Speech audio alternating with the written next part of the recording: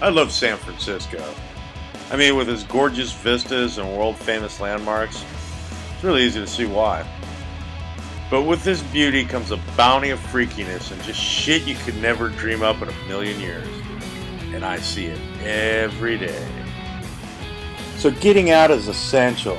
I like to head up 101 to this little piece of heaven nestled in the Redwoods on the Russian River called Stumptown. I like to think of the place as a classic roadhouse, but it has that Northern California flair. You know, a Sonoma twist to it. I cornered Peter, the owner and brewer, and asked him about the place. We got here about 12 years ago. It was a grocery store when we opened the place. But a grocery store with 2 acres of beach and great view, and it just seemed like a real shame to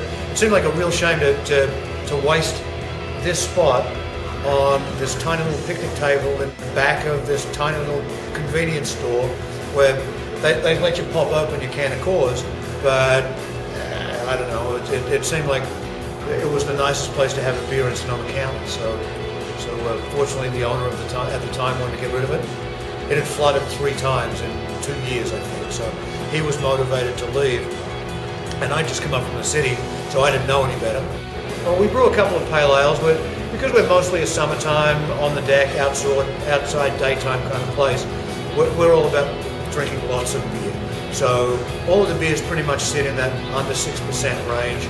We do a pale ale. The Rat Bastard Pale Ale is our flagship beer, which is a California common.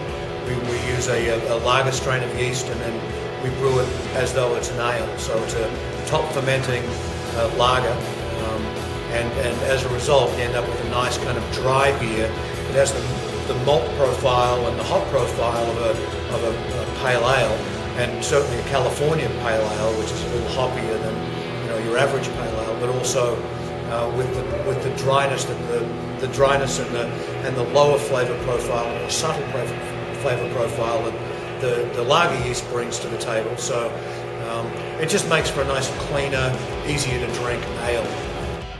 Technical, huh? Not to worry. Bottom line is all their beers are good. Damn tasty even. And they also have one kick-ass pulled pork sandwich. But I'll save that for the next time I go up. Today was about the beer.